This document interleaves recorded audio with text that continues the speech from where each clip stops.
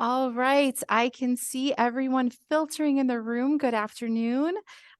We are going to just give it another minute or so to let all of our participants join us today. I just wanted to say welcome. Thank you for attending, and we'll be with you in just a moment.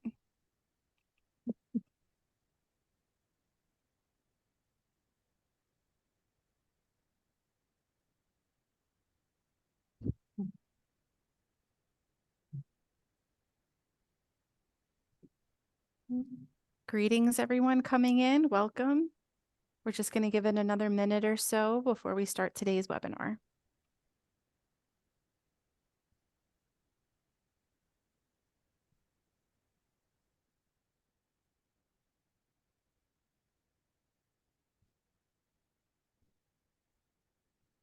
All right. I think we're just about there. So I'm going to go ahead and get started. Welcome, everyone. Thank you so much for joining us this afternoon. My name is Lauren Burnham, and I'm the Assistant Director here at the American Swedish Historical Museum. For those unfamiliar with our organization, we were founded in 1926 to highlight Swedish and Swedish American contributions to history, art, science, and culture. We're specifically located in Philadelphia, Pennsylvania, as that was the location of the 17th century New Sweden colony trading settlement. We continue to interpret Scandinavian immigrant history through special exhibitions and programs. We are also very proud to announce that ASHM just won gold for Best Museum in the Philadelphia Inquirer's Philly Favorites Contest. So that was something that we recently was announced. Of our 12 different galleries, we are fortunate to have a dedicated changing exhibition space that provides us the opportunity to host and explore a variety of Scandinavian topics. We were thrilled when Wendel Swan reached out to our curator, Christopher Malone, with an interest in sharing his textile collection for an exhibition. After months of collaboration, we proudly opened the exhibition Swedish Folk Weavings for Marriage, Carriage, and Home, 1750 to 1840 in March of this year. Today, Wendel will be sharing more about the objects in the collection and their history with us. Of Swedish ancestry and now retired as an attorney, Wendel Swan has collected rugs and textiles since 1968. He has been an active speaker on that subject to rug and textile societies and conferences in the United States and abroad, and the Textile Museum of Washington, D.C., where he is a member of the Board of Trustees. He is the chair of the executive committee of the International Conference on Oriental Carpets, which holds conferences and exhibitions, academic sessions, carpet fairs, and tours in the United States and abroad. Wendel and his wife, Diane, have loaned us 54 textiles in our exhibition, which is open and on display through September 22nd, 2024. Before I turn it over to Wendel to start the lecture, we ask that you please place any questions you have in the Q&A feature, as we'll be focusing on that area for questions and not the chat.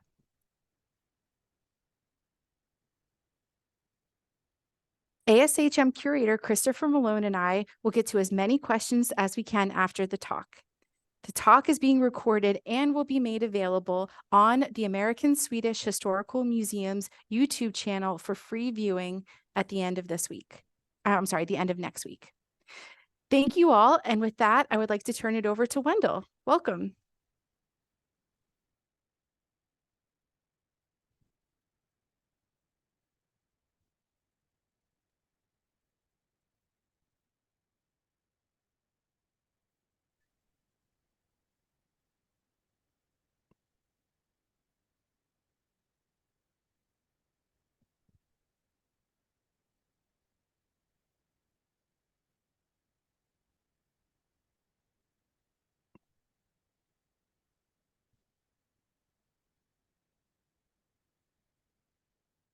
Oh, thank you very much, Lauren. Sorry, it took me a little while to get into this, but today I'm going to provide some observations about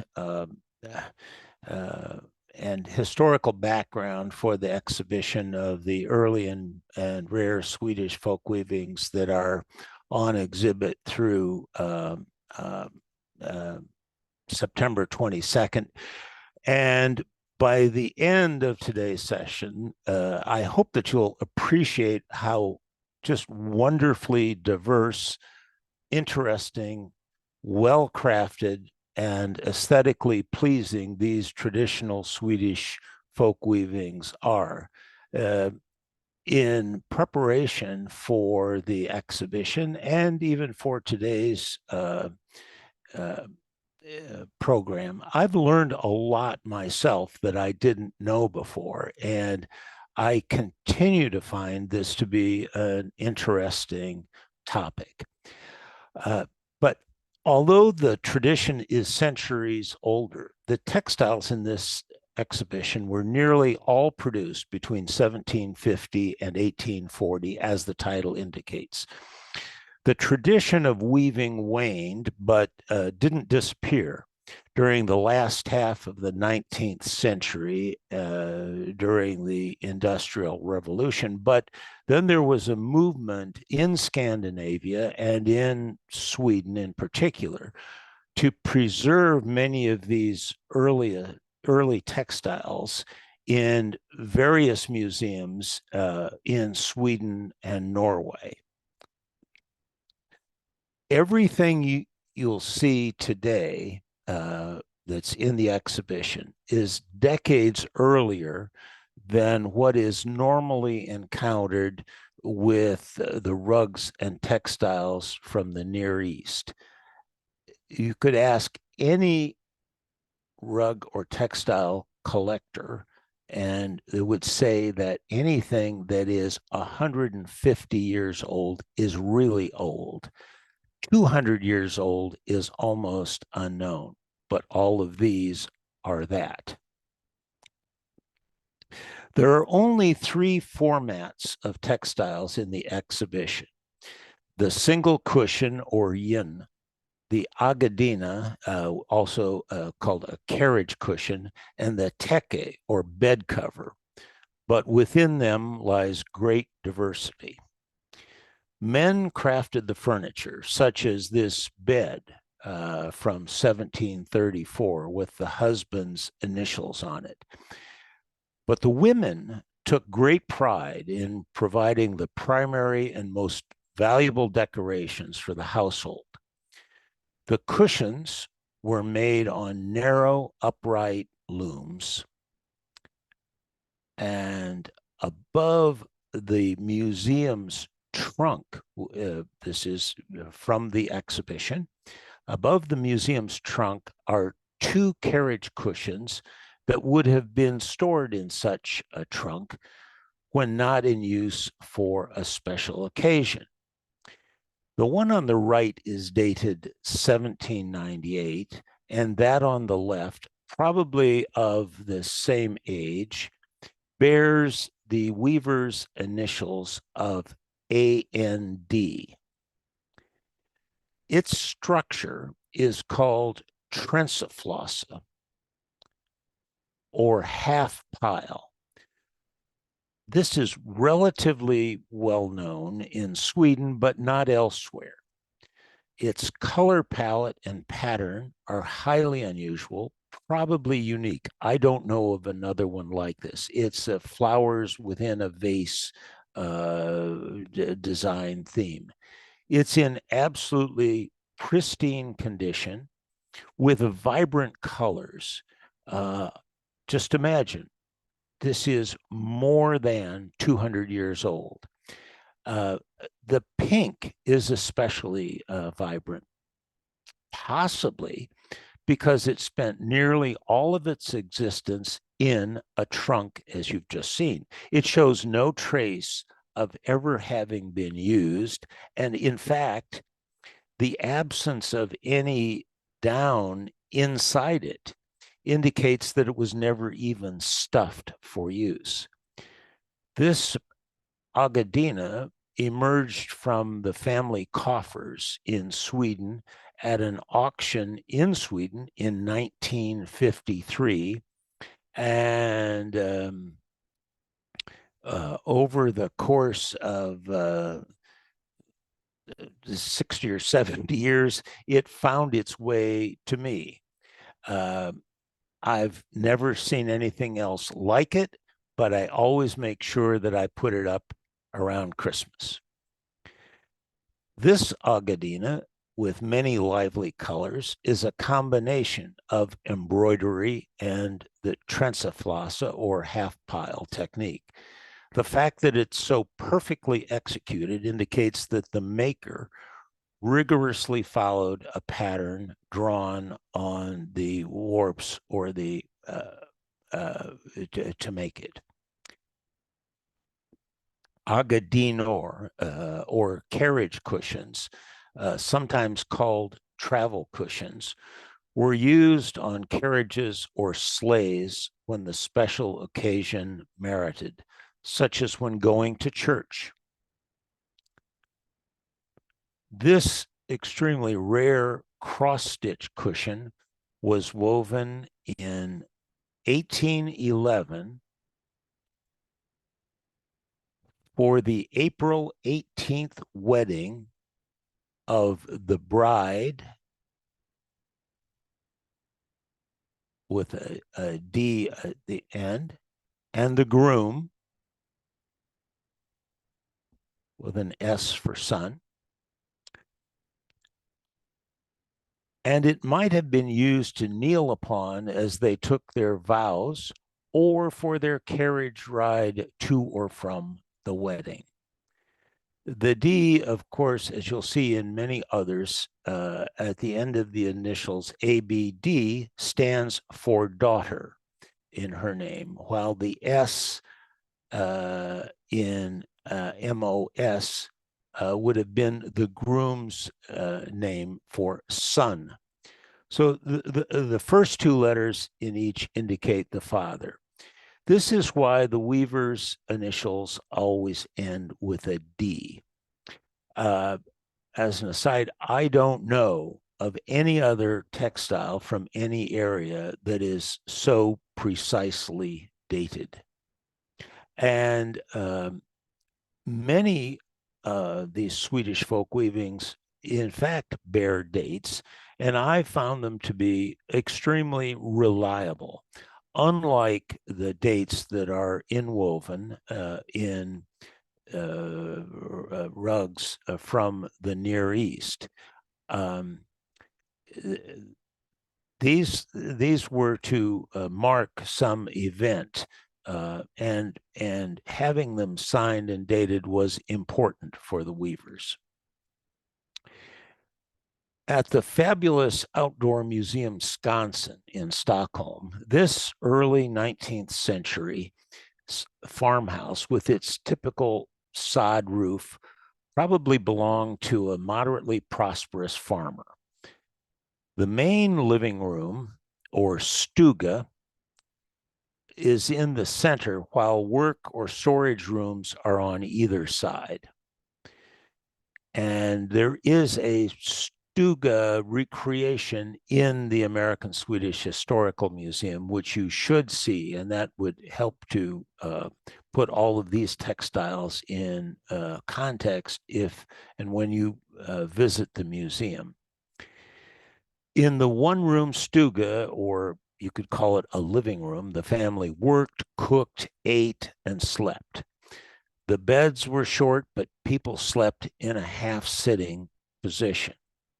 This is the one fireplace in the complex, and to the left, we pass through this door into a room that would normally be for storage of chests and other things.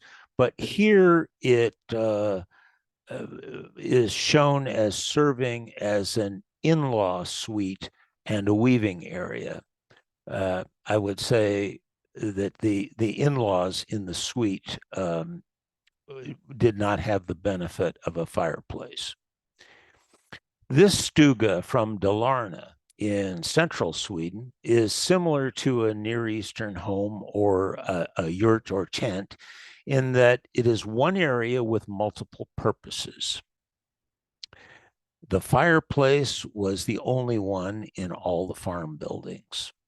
We see a craftsman's work table, the bed for the husband and wife, and 4 bunk-style beds for children or workers. A baby cradle was suspended, much as one might find in a yurt near the fireplace. Note the characteristic block chairs and the branch stool, benches by the beds, and a decorated tall case clock, which became a very popular thing to own. And then very delicate textiles hang from the rafters.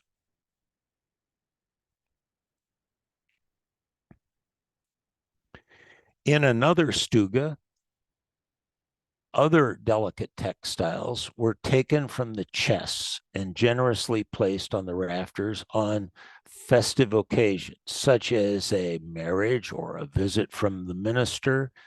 And twigs were spread, twigs with leaves were spread on the floors.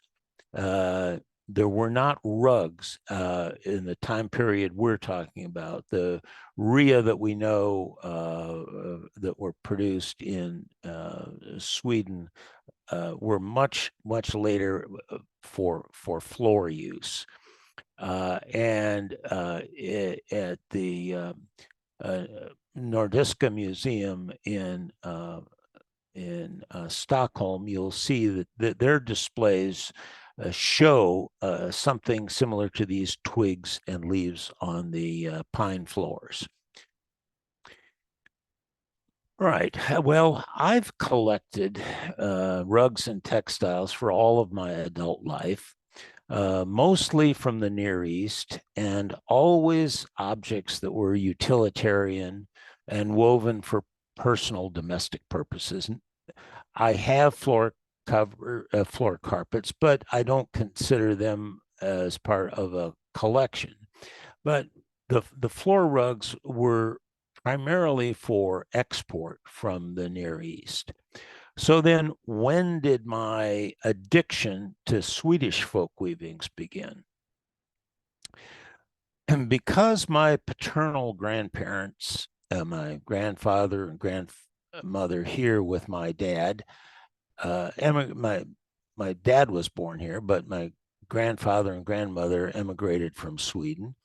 And I had visited Sweden twice as a youth with my grandfather. As a result, I, of course, grew up knowing something about Swedish culture. However, until 2006, the only Swedish textiles I recognized were the distinctive and colorful costumes of the Sami, that used to be called the Laplanders. Then in Boston in April of 2006, I encountered and immediately bought this early 19th century Swedish carriage cushion. It was just the cover. At the time, I'm not even sure I understood that it was a carriage cushion or that its structure was cross stitch. I just knew it was Swedish and quite old, and I was smitten by all the green and the the the format and the design elements called to mind various Near Eastern weavings with similar design elements, size and shape, such as this Caucasian mafrash side panel. So this intrigued and puzzled me because I didn't understand how these design elements could make this leap over to Scandinavia. Skåne in southern Sweden, which is in the red circle there, is only 4,200 square miles, but it seems far removed from the historical major rug weaving areas of Anatolia, Azerbaijan, and the Caucasus, Persia, and Central Asia.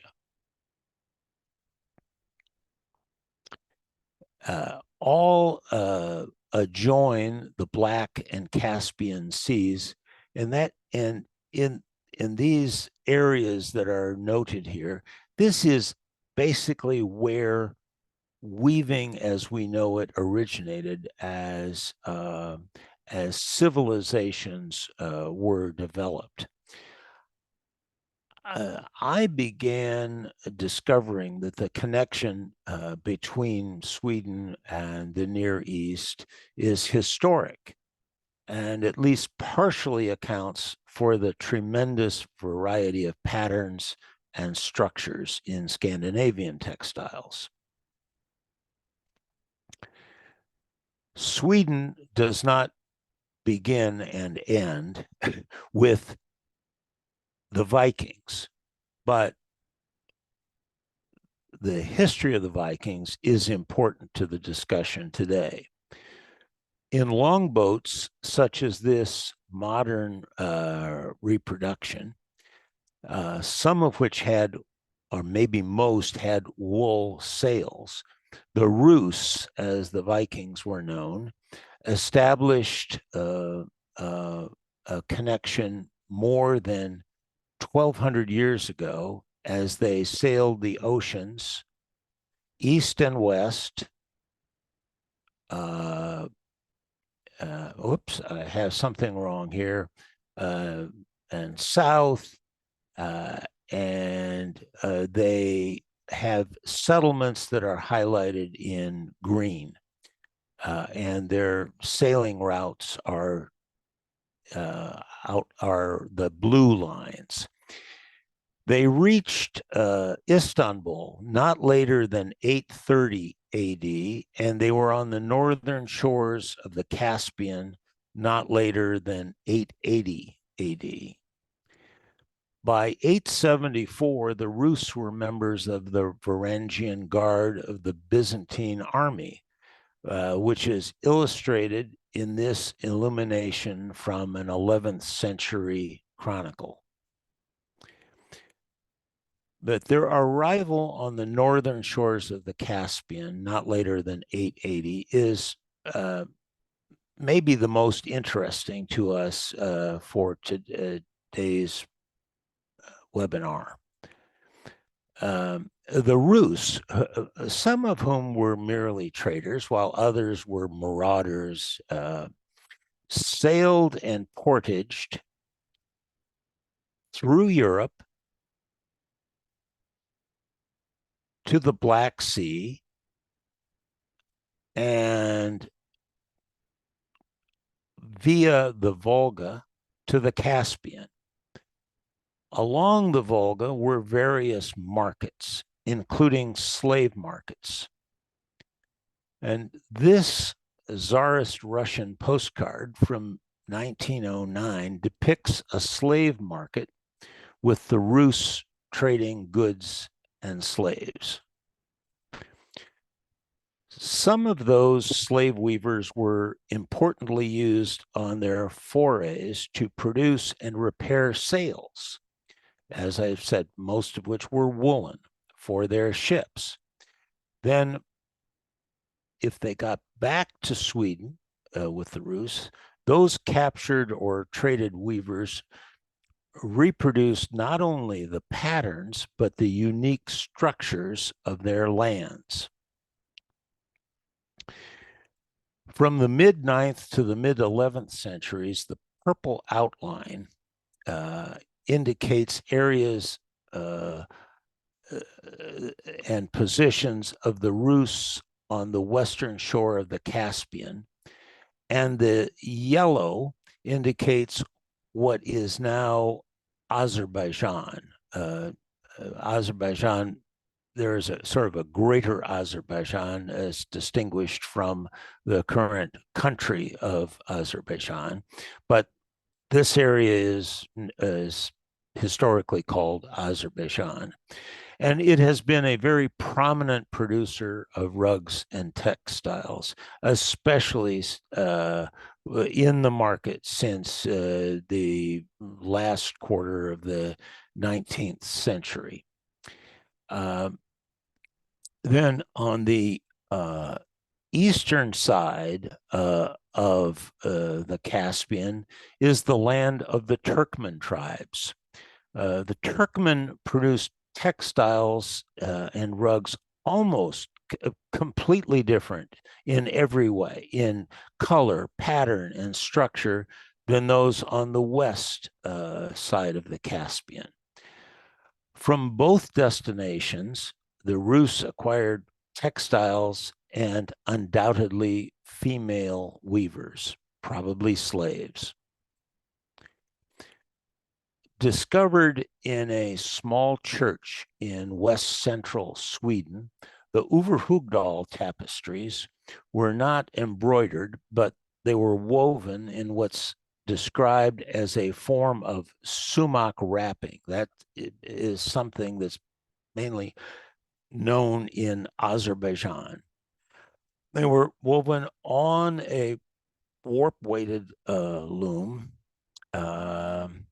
between 1040 and 1170, according to carbon-14 tests done in 2005. This one at the bottom of the screen with a sawtooth border displays various animals, all facing left, including moose, as well as people, a tree of life, and churches, which we know that's what they are because of the crosses, and because this was the time when Sweden was being converted to Christianity. In every aspect, these medieval weavings eerily remind us of Turkmen tent bands, such as the fragments in the center of the screen with animals of different sizes. In the center here are two more Turkmen tent band fragments with goats and horses, and even a camel in the middle with a kajebi, which is something placed atop the camel for the bride to ride in during the marriage procession. So the migration of structures, that is how a textile is made or woven, is far more important than the migration of patterns. Patterns and design elements can travel very easily, but not so the structure. Weavers get used to making rugs and textiles in a certain way, and that's what they traditionally stick with. And it is structure that is most often the basis for precise attributions, not the design elements. In this case, the similarities of both pattern and structure could not be coincidental. I have no idea, no doubt that the historic Överhogdal tapestries were woven by slave weavers taken back to Sweden from Central Asia. The similarity cannot be coincidental. In the Historiska Museum in Stockholm, one can see all of this 13th century ecclesiastical weaving, also done in a form of sumac wrapping, which we know from Azerbaijan. It is one of the last sumacs done in Sweden, possibly because the weavers who grew up with this technique died and weren't replaced with others with similar skills. But the long history of textile connections between Sweden and the Near East doesn't just end here. Originally, these must also have been the work of Azerbaijani slave weavers while they were in Sweden. And that technique of sumac wrapping has essentially existed, I won't say exclusively, but almost exclusively in the area that is now Azerbaijan. And here is how some of those connections continue. Unlikely as it may seem, in this area of central Sweden, in this small church in 1925, the Marby carpet was discovered. It's one of the most important Anatolian rugs extant. Carbon dated to between 1300 and 1420 AD. No one knows how or when it got there. Back in the Historiska Museum, these two joined embroidered panels, probably 16th century, and sort of reminiscent of Near Eastern patterns, were woven in Sweden and come from another church not far from the Marby church. And one contains opposed bird motifs similar to the Marby carpet. Eight-pointed stars are nearly ubiquitous in Scandinavian folk weavings, and these two Agadinor have powerful ones. On the right happens to be one of my favorites. It has its original back, and geese seem to march around the border. I think it's somehow very Swedish in its color palette and with the geese, but the origin of the pattern is yet another surprise. I don't know how to speculate how the pattern of this Roman mosaic came to be used in the Agadina, down to the secondary rectangles and the diamond between the stars, but it did. And the match is nearly perfect.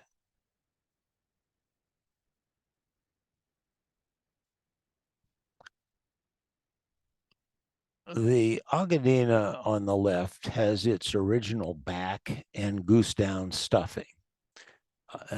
Although without borders, the pattern of the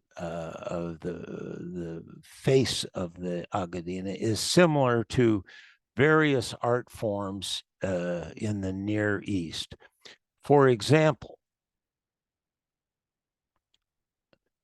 this Southwest Anatolian yastik, which is another type of a cushion, circa 1800, has the same 2-1-2 pattern that we've seen in Near Eastern art form from early tile work. It's really a tiling pattern, and it is essentially similar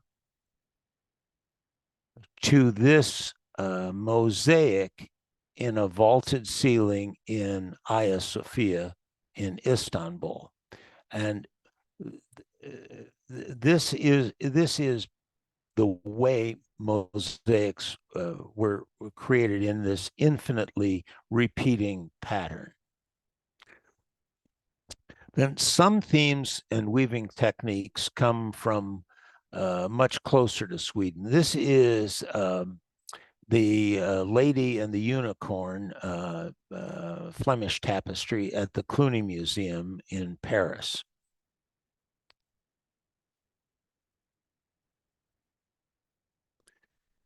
At the top is an Agadina, one that I acquired early on. And it has a theme called Two Urns in Pairs. And it's done in the most prized of all Swedish textile techniques, flamskväv, or Flemish weave. And that's the same tapestry technique as the famous Flemish tapestries, including the Lady and the Unicorn. It happens that urns and pairs is the most numerous of all the surviving period flamskväv cushions. There are probably over 250 in existence, many in Scandinavian museums, and 3 of them are in the exhibition. Although very similar, each have their own special attributes. So you can see that the floral motifs, both blossoms and leaves, are derived from the very popular Flemish tapestries. This flamskväv, Agadina, features parrots. Something which when I first saw a parrot in one of these Agadina, I found it just sort of surprising that an exotic bird would be there. Well, I shouldn't have been surprised because a lot of things appear in Swedish weavings that are unexpected. The parrots are not uncommon. They're not common, but they're not really uncommon. And here, for example, is a flamskväv yin, or small cushion. It's dated 1782. I found this image some time ago on the internet. So it's not mine. It's not in the exhibition, but this was probably precisely executed from a cartoon such as this that weavers could buy from people who made these drawings, and the cartoon served as a guide or pattern for weaving at home. And I would say that copying from a pattern or a sampler or another rug is what happens throughout the rug and textile weaving community.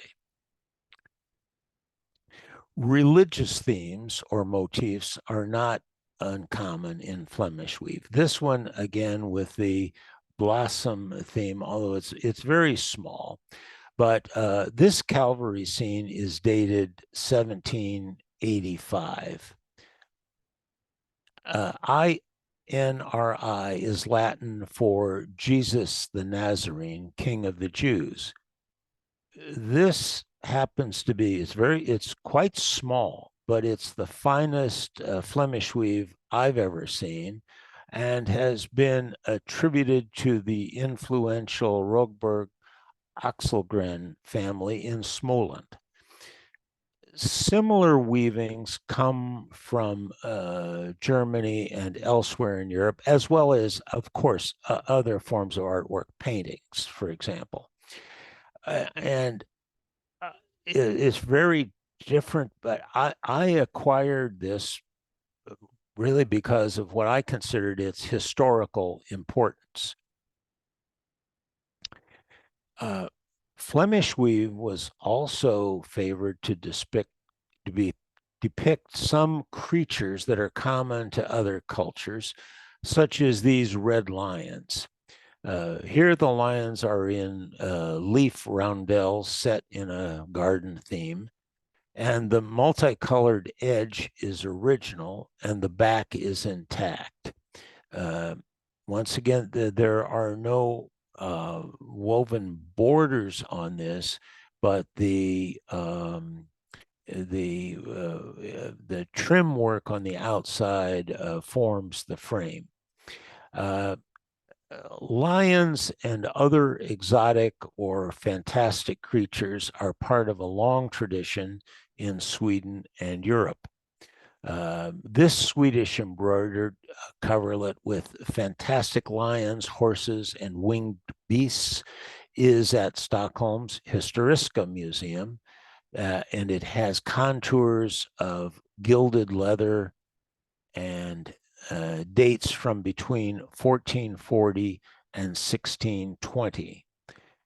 Also at the Historiska, there's fearsome embroidered fantastic hybrid lion, deer, whatever it is from Uppland is probably from the 15th century. Here, stars surround one of the most famous of Scandinavian and Celtic legends, the mythical river horse or Bakkahussen, which emerges from lakes to terrorize people sometimes, but at other times, apparently it's very friendly. And it changes color and appearance depending upon the media in which it's represented. This is the traditional form in textiles. The feet are usually webbed, and there is some sort of breath coming from the nostrils. On this, note that the ends have sort of these pointed borders. And of course, the back, which is, they're always different on the back. But just note that the ends are different, and I'll explain this a little further. Here is another Agadina that goes up at Christmas. The reindeer is understandably a popular motif in Sweden, always with birds. There are opposing geese, birds in the corners, and some opposing plant forms. And finally, there are two women and those distinctive asymmetrical ends, this time in heart shape. On the left is a Rolakan Agadina with birds within 8-pointed stars and surrounded by some heart-shaped elements, which also appear in the borders at the ends. This kind of end treatment is common in rugs and yastiks, or that means a type of Anatolian cushion from central Anatolia. And then one example is this that's on the right, which I used to own. And the end borders are called lappets. And we know them from as far back as early Mamluk cushions. That's roughly 14th century. And on them, they consist of separate open flaps. So I know of no other weaving culture that produced these lappet ends except for Sweden. And the heart shapes are also distinctive to Swedish textiles. I think I've come to the conclusion recently that these represent the Sacred Heart of Jesus. So it's a religious theme. It wouldn't appear that way at first blush, but I don't know how else to explain them. And you'll see how I have come to that conclusion here. We're going to look at some of the embroideries in the exhibition. Embroideries are universal, and virtually every culture features them with floral motifs. And this one from circa 1800 is especially well drawn, and like almost all of them, has no borders. But if we look at one of the elements, I believe here we're seeing either a crown above a Sacred Heart or what appears to be a crown which is itself the Sacred Heart. Whatever may be the case, it is clearly a Christian representation. Here's another well-drawn and finely executed embroidery from 1822 that contains these bursting floral motifs.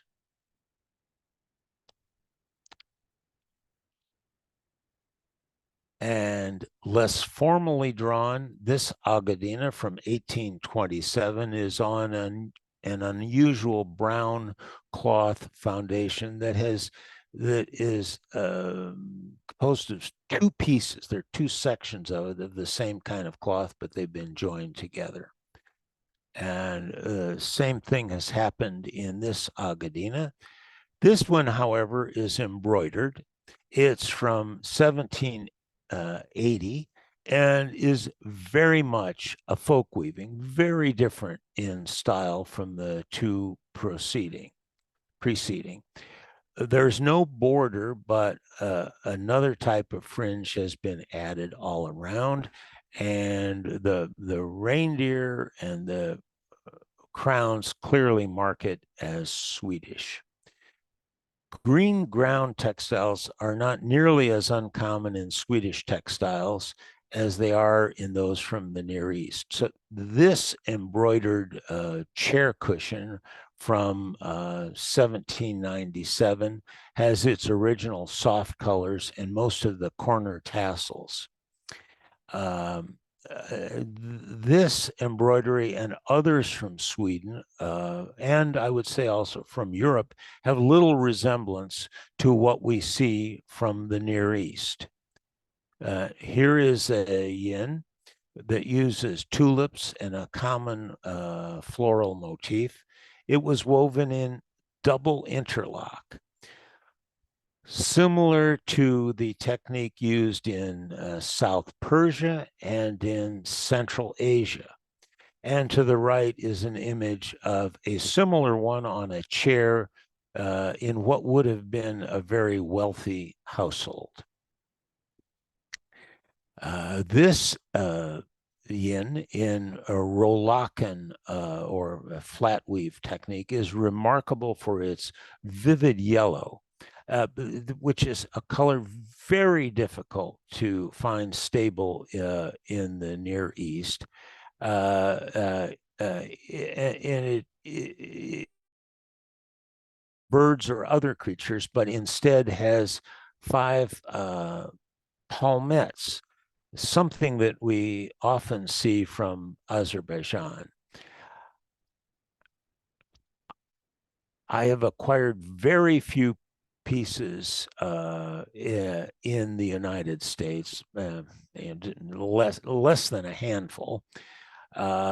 Mostly I've gotten them from Sweden, but I acquired this in, of all places, Venice. These two yin feature 8-pointed stars, but to greatly different effect. The one on the left is in cross stitch, while the one on the right is Rolakan with its original leather back. Because there's almost nothing to compare to it, this small cushion is difficult to date, but it may be as old as the 17th century. It's made from woolen cloth, possibly some from a military uniform that was cut into shapes and sewn onto a foundation. Here is an embroidered yin that's dated 1680, and it's of a somewhat similar folk appearance, but I do not understand using the name Maria Croca. This is not the way the textiles would have been signed in Sweden, but apparently is from Sweden. But I don't understand. But it's one of the few images I could find of something that's at least halfway similar to this small cushion. Here, my wife, Diane, and I are standing in front of what's really a fabulous rhea. That means a pile bed cover from 1780. The field reminds me of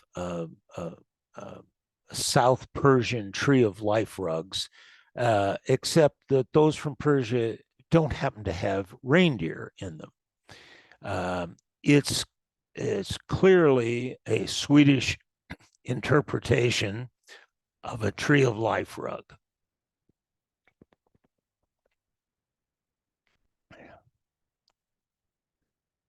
And a somewhat similar one can be found in the Nordiska Museum in Stockholm, with its border and border guards more like what we see from the Near East.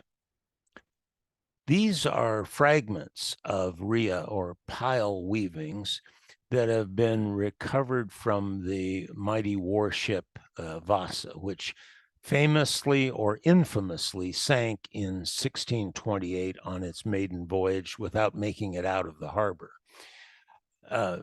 These kinds of weavings were used to keep the sailors warm and dry, not unlike the way pile weavings were used in other regions.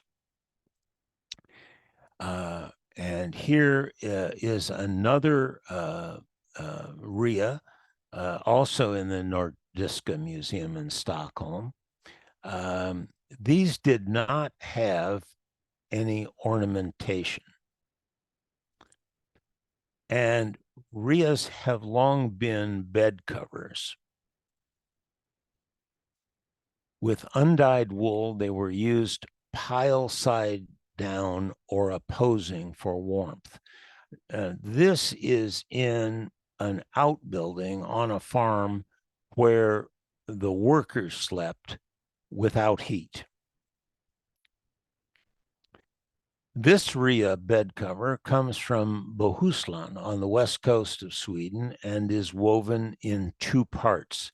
It's unusual because it has a purplish red dye from what I believe is cochineal. It's an insect that lives on cactus or cacti, and was a secret of the Spaniards for a couple of centuries when they discovered it in Oaxaca. Anyway, it was used in Sweden. And this rhea, also from Bohuslän, and in two parts, is dated 1828.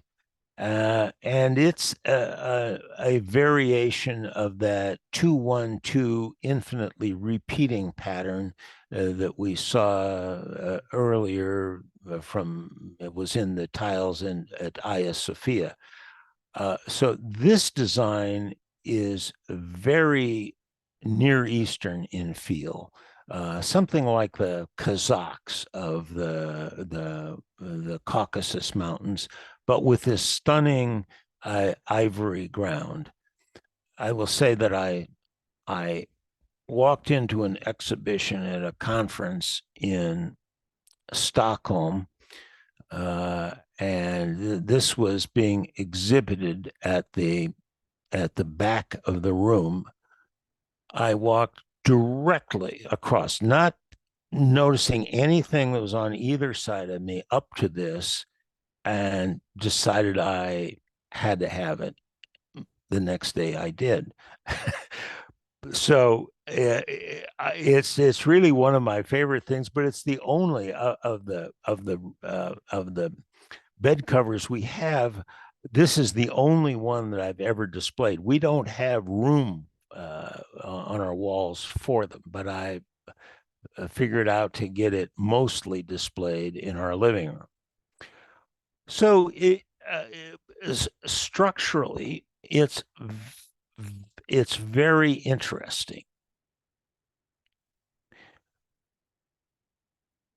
Both of these Bohuslän bed covers share the same kind of knot structure as to how the pile was knotted.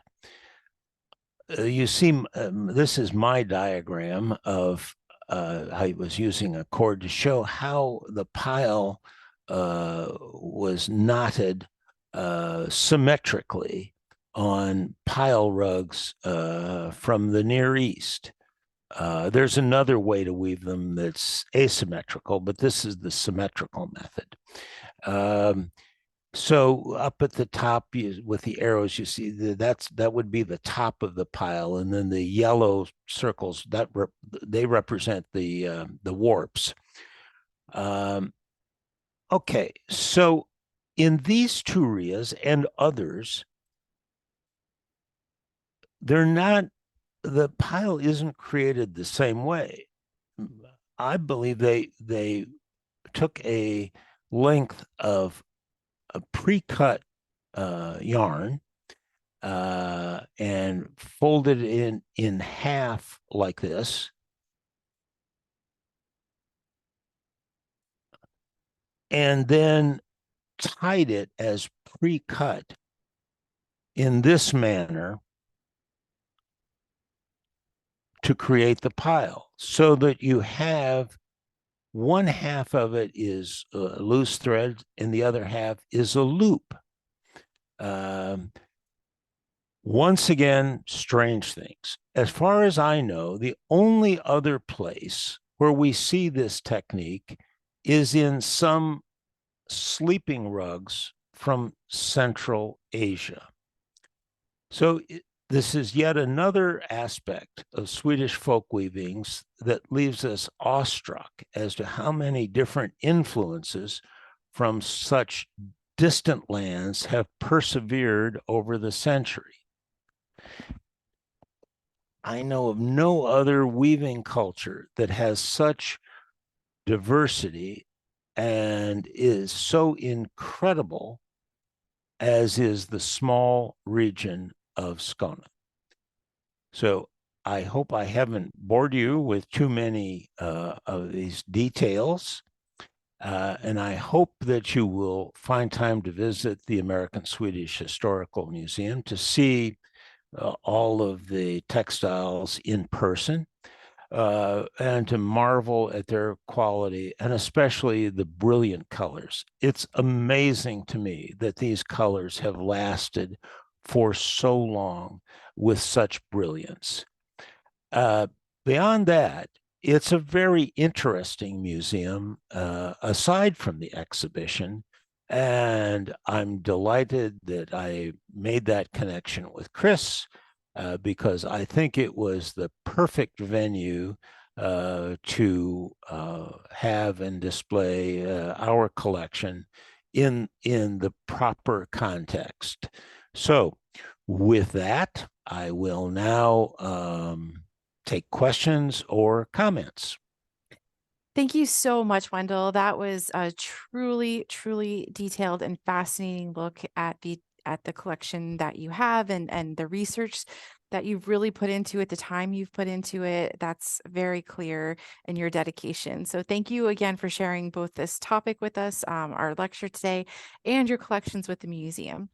So with our remaining time, I think we'll take the next 5 to 10 minutes to answer as many questions as we can.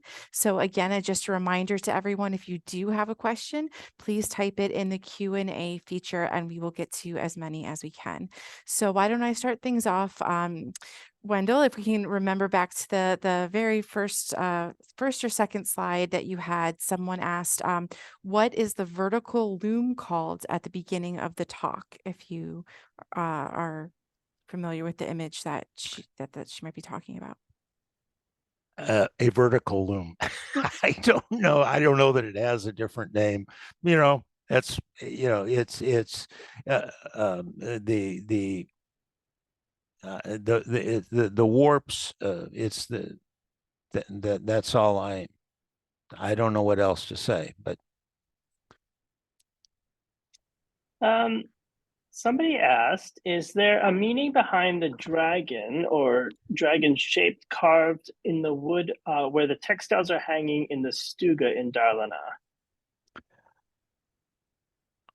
I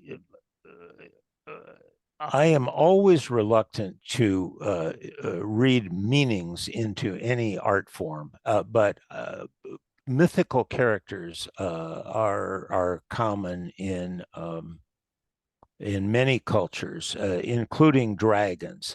As a matter of fact, at the old cathedral in Stockholm, there is a large sculpture of Saint George and the dragon. So I think dragon images were found in just over the centuries. It's not unlike the Loch Ness monster or these other creatures. I had read actually when I was doing some of the research for the panels for the exhibition that sometimes when you find dragons in rooms like that, it could denote that the room was used as a meeting place for the family with other community members, especially the men, where they would meet and converse around the table, and that the dragons would be sort of seen at the top of the roof line. And it appears in some Stuga contexts. Well, there's a lot of furniture that they have creatures on, dragons and interlacing, and so it's not an uncommon design feature. Thank you. We have another question. Is there a catalog for your exhibit? Unfortunately, there is not. But Wendell, you may be able to suggest some other resources or direct people to other resources if they're looking for more information. And the second part of that was, what is the abstracted six-pointed star or flower symbol seen in the parrot cushion? To be honest with you, I don't know that I recall the six-pointed star. I'd have to look at it again. So I'm sorry, I don't know the answer. But are there yeah, going back to the catalog question then, are there some other resources that are books that you can point to for people? Well, there are very, very few books that are printed in English. The most important is the Kalili catalog, which Chris has, and is now at there. It's a very large catalog. There are more than 100 pieces shown in it. And to be very honest, I acquired a lot of things because they were similar to what I saw in the Kalili collection. And then there was a small book published by Peter Wilberg a number of years ago. And then I have paid dearly for a number of books written in Swedish, early books mainly. The illustrations are not all that great, but my difficulty is reading the Swedish. I use Google Translate to do some of it, but it's a tedious process to read all that, and I can't make it through a whole book. So I would love to do a catalog or a book, but it's an expensive proposition. you know, and I just, I don't know what I can, I don't know. And I think that if I did, I wouldn't have much that's different than the Kalili catalog. Okay, let's see. I see a question here. Yeah. There's a question about this Agadina, which is here. This is a flat woven Agadina that is done in the what's called the square weave style. Most often, probably more often in Norwegian textiles than in Swedish. I have one. This I have another one that looks like this, not like this, but it's all little. The whole design is made of squares, so that distinguishes it from other techniques. And then there's this interesting green grid that's in the background. And I should say that over this shoulder is a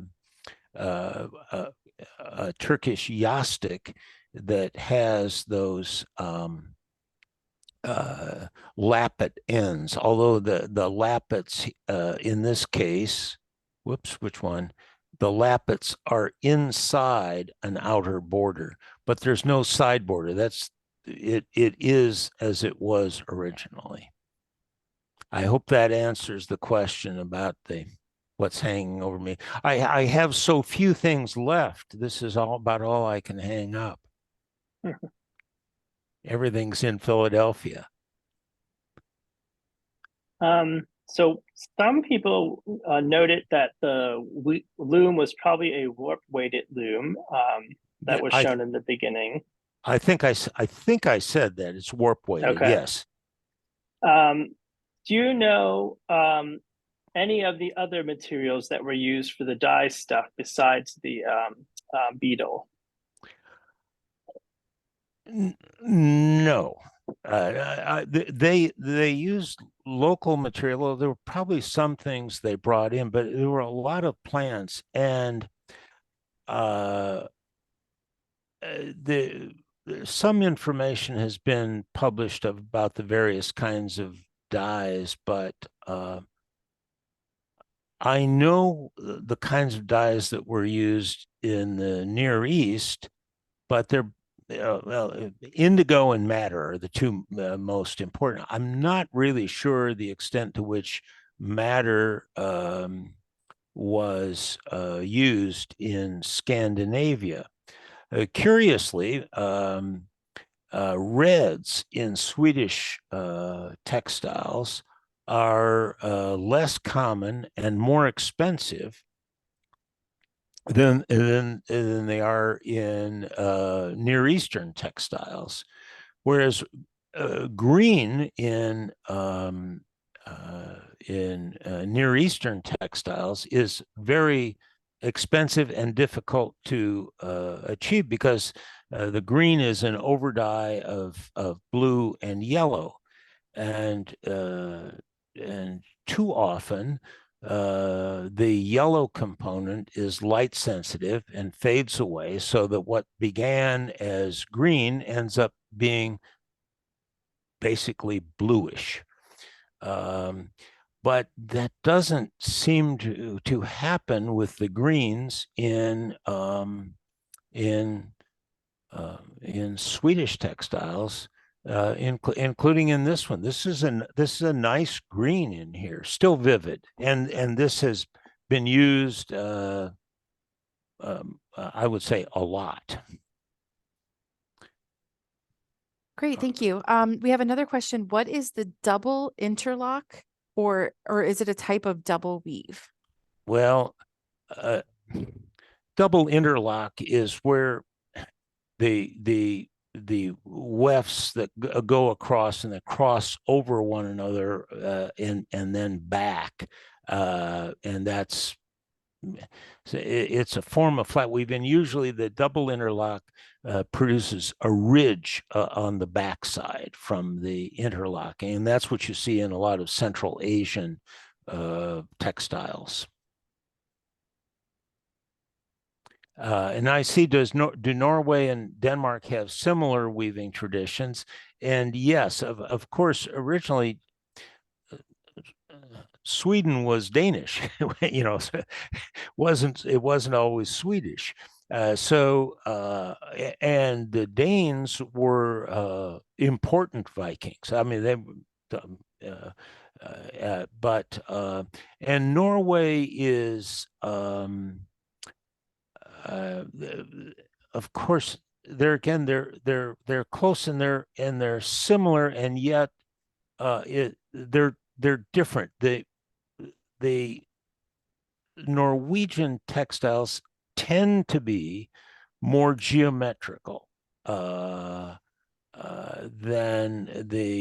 their Swedish counterparts. That's not entirely true, but there's one corner in the exhibition where there are 5 different Norwegian textiles, 2 coverlets and 3 small pieces, and they're all very geometric with lots of 8-pointed stars. Okay, I think we only have time for maybe 2 more questions. So Christopher, if you want to select one, and I'll finish up with the last one. I think I can combine 2 questions. One of them is, were most of the examples made by professional weavers, or were they amateurs doing these in their spare time?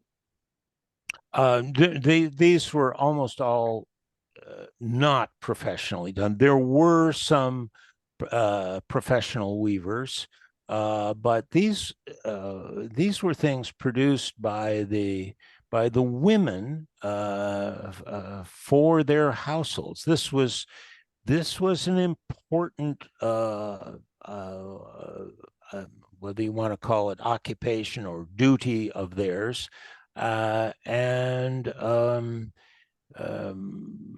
this is what they did, and you can see in those homes that people really couldn't afford to go out and have things woven for them for their homes, and besides, they had their own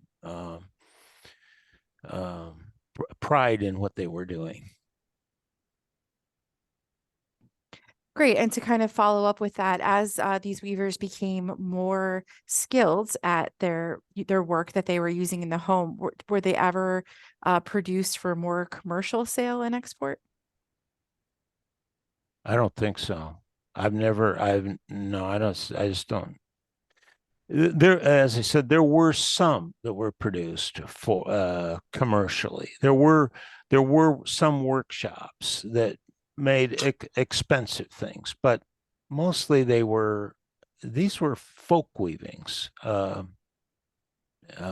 their own personal use. Great. And I know I said that was the last question, but I am going to fit one more in. Can you recommend some museum collections to visit while in Skåne? Skåne. Thank you. Well, I don't know about Skåne. The museums I know are in Stockholm. A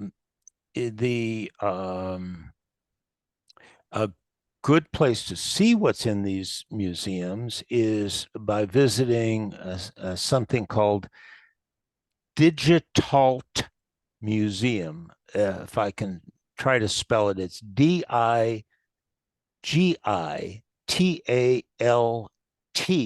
Museum. So it's an online resource that shows the holdings of various museums throughout Scandinavia, and that's where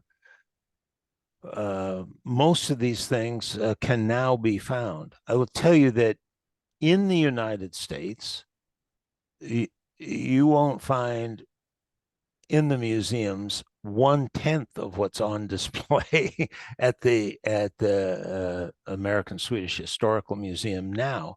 There are of this type and of this age and group, there are none at the Metropolitan, none at the De Young, none at the Art Institute, none at the Boston Museum of Fine Arts. There are 5 small fragments at the Textile Museum and 1 cover. And beyond that, I don't know where they exist. And they must be, but I don't know where. I don't. Maybe they exist, but they're misidentified. There was one that was this one in the Textile Museum that was originally identified as a Persian bag, when it was made in Sweden as a copy of a Persian horsine or double saddlebag. But anyway. Well, that just makes our exhibition that you've shared with us here at the museum all that more special. So yeah, we would really, really, on behalf of all of our staff and the museum, like to thank you, Wendel, for your time, for your knowledge, and for sharing your collection with us, both, online with us at this lecture and in person. So thank you. Yeah, could I say one thing here? Sure. I see a comment from an Elizabeth O'Connell about somebody in Philadelphia who has a chest with her grandmother's textiles and embroideries. I'd love to have a conversation with her about that, and maybe even see them. And at some point, if anybody plans to attend, see the exhibition, I'd like to make a trip up to Philadelphia and meet with people, because it's a different experience when you get to see these as exhibited than from what I've shown you. I have a second cousin I've been in very little contact with, but he's very interested in our common Swedish heritage, and he plans to come out to the museum sometime this summer with his family. And it's sort of amazing that this has turned out. And we have corresponded with about, and with a cousin we still have living in Stockholm. Amazing what has turned up out of this exhibition. Well, it might be a good time to mention then that we are hosting a free craft fair and textile demonstration and family day on Sunday, July 14th, which, Wendel, you have so graciously said that you would be willing to attend, and you'll be in the exhibition, happy to chat with people if they come. So that might also be a good day to stop by. And of course, it's free. Everyone's invited, and we would love to have as many people come by as they can. Yeah, good. All right. So, and with that, I would just like to, in addition to thanking Wendel, thank all of you for attending today's virtual lecture. We all do encourage you to come see the exhibition and the rest of the American Swedish Historical Museum in person. We host a variety of exhibitions and programs both on site and virtually throughout the year. You can learn more about all of our opportunities, including the Textile Day I just mentioned, by visiting our website at americanswedish.org, or signing up for our weekly e-newsletters, and of course by following us on social media. So thank you again. We hope that you enjoy the rest of your afternoon. Today's talk will be posted on YouTube by the end of next week. So you can also review that there, or if for anyone who missed it, get to watch it for the first time. So thank you, Wendel. And yeah, I hope you have a great day.